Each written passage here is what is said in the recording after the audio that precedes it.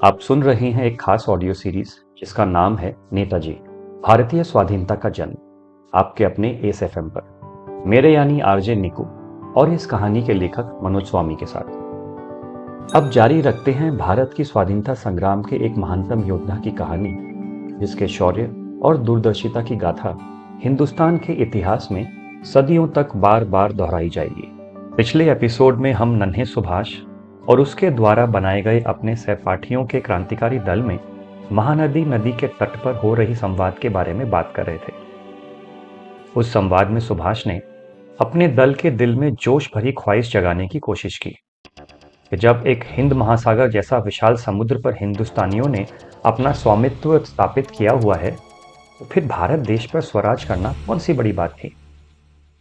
अब उस शाम के आगे का हाल सुनते हैं इस दिलचस्प कहानी के अगले और नवे पर्व में। इसका नाम है अंग्रेजों के राज का सूर्यास्त। सुभाष की बात सुनकर सब उसके जज्बे पर मोहित हो जाते हैं। संयोग से उस दिन रेवेंशॉ कॉलेजिएट स्कूल के हेडमास्टर बेनी माधव दास भी वहां नदी के तट पर मौजूद थे। उन लड़कों के दल से थोड़े दूर थे, लेकिन वह उन सब की बातें बड़ी ध्यान से सुन रहे थे।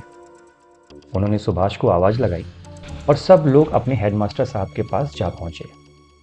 सुभाष ने आश्चर्य से उन्हें पूछा, मास्टर मोचाई, आप यहां पर कैसे? बेनी माधव ने जवाब दिया, मैं कभी कभी महानदी के तट पर शाम को वक्त गुजारने आ जाता हूं, सूर्यास्त को देखने के लिए। सुभाष डूबते हुए सूरज को देखते हुए कहता है, सचमुच यहां से सूर्यास्त का दृश्य बड़ा ही सुंदर लग रहा है। बेनी माधव कहते हैं, लेकिन यह सूर्यास्त अंग्रेजों की भारत पर हुकूमत के सूर्य के अस्त होने जितना सुंदर नहीं है।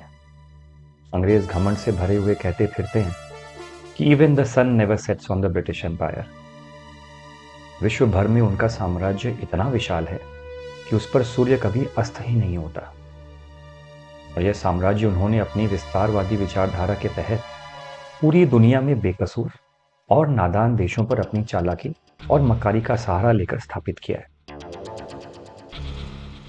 मैं उस सूर्यास्त के इंतजार में यहाँ आता हूँ जब हम अंग्रेजों की हुकूमत को खत्म कर आज़ादी की महकती हुई हवाओं में सांस लेते हुए सूर्य को भी उनके अत्याचार और अधिपत्य से मुक्त कर अपनी संपूर्ण गरिमा में उदय और अस्त होते देख पाऊँ। सारे लड़के अपने हेडमास्टर की इस बात को सुनकर चुप हो जाते हैं। सूर्य अस्त हो जाता है और बेनी माधव कहते हैं, जिंदगी का एक और दिन अंग्रेजों की गुलामी में गुजर गया।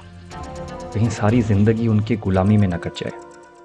आज तुम लोग शायद ये बात ना समझ पाओ कि जिंदगी कितनी छोटी होती है और एक एक दिन कितना कीमती। हमें कितना कुछ सीखना है, कितना कुछ करना है, इसलिए हर एक दिन तुम्हें मेहनत करनी है, ज़रा भी वक्त नहीं ज़ाया करना।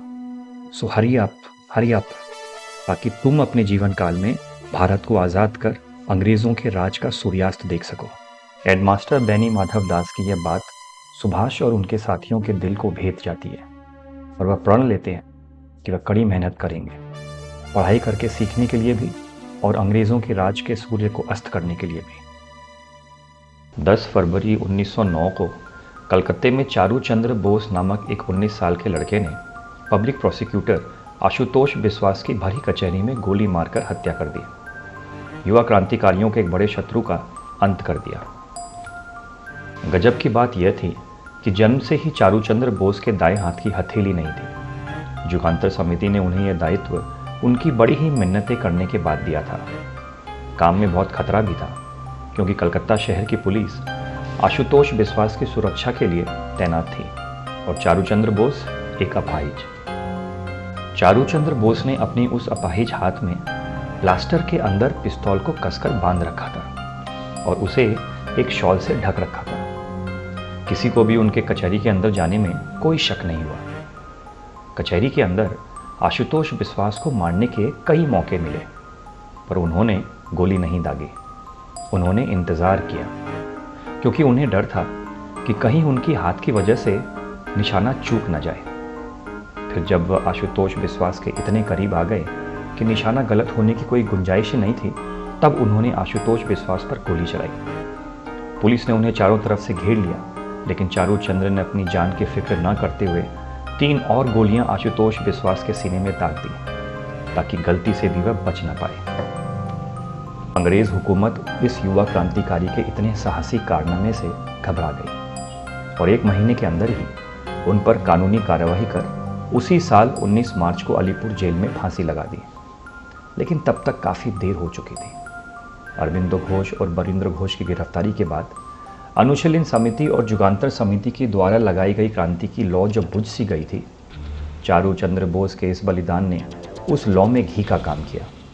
बंगाल का युवा नई ऊर्जा के साथ आज़ादी की लड़ाई में कूद पड़ा।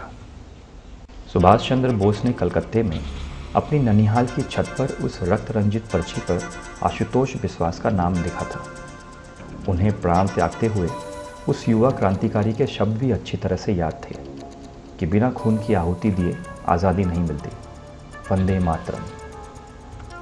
साथ ही साथ कुछ ही दिन पश्चात 11 अगस्त 1909 को खुदीराम बोस की फांसी को 1 साल होने वाले थे। सुभाष उनके बलिदान के दिन को अमर बनाना चाहते थे। क्या सुभाष अपने इस मकसद में कामयाब हो पाए? आज के लिए बस इतना ही। नेताजी और उनसे जुड़ी हुई आगे की कहानी हम आपको अगले एपिसोड में सुनाएंगे। तब तक आप हमारे साथ बने रहिए, मेरे यानी आरजे निकू और इस कहानी के लेखक मनोज स्वामी के साथ, आपके अपने एस एफ एम पर।